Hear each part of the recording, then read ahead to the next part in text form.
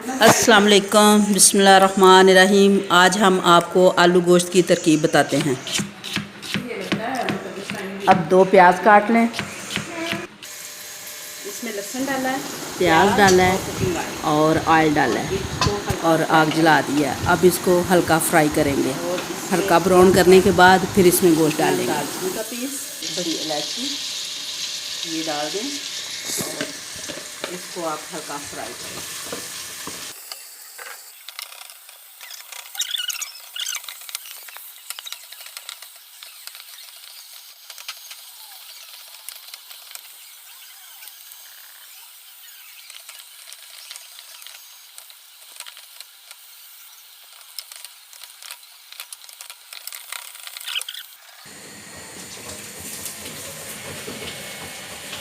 तो वॉश करके हमने रख लिया है, जो हमने बनाना है।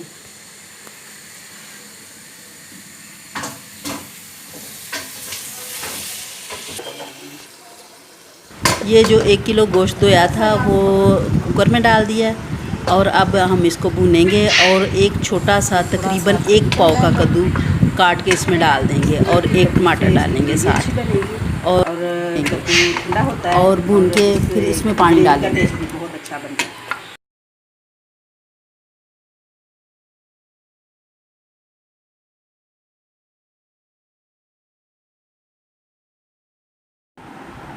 अब ये भुना गया है।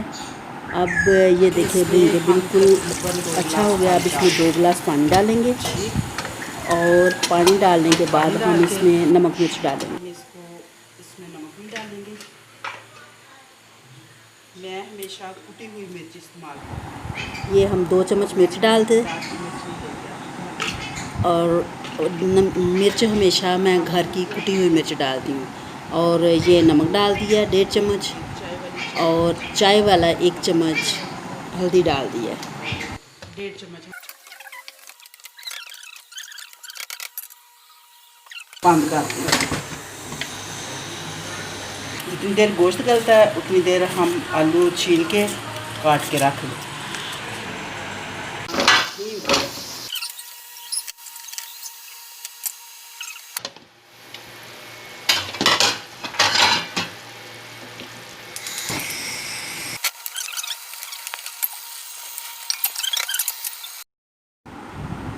अब हम इसका देखते हैं कि ये देखें पानी खुश्क हो गया है और जो हमने इसमें कद्दू डाला था वो भी गल चुका है। अब इसको भूनेंगे, भून के इसमें आलू डालेंगे।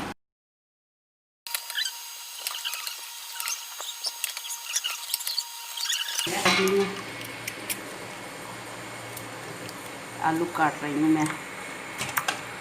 ठीक है, गोश्त भुना गया है। अब इसमें हम आलू डालेंगे। अब हम इसमें आलू डालेंगे और आलू डाल के पानी डालेंगे और शोरबा तैयार हो जाएगा। आलू गल के शोरबा तैयार हो चुका है। अब इसमें सब्ज़ धनिया डाल लें और गरम मसाला डालें आधा चम्मच और 2 मिनट दम पर लगाएं। जब इसके ऊपर ऑयल आ जाए तो आपका शोरबा तैयार हो चुका है। यम्मी।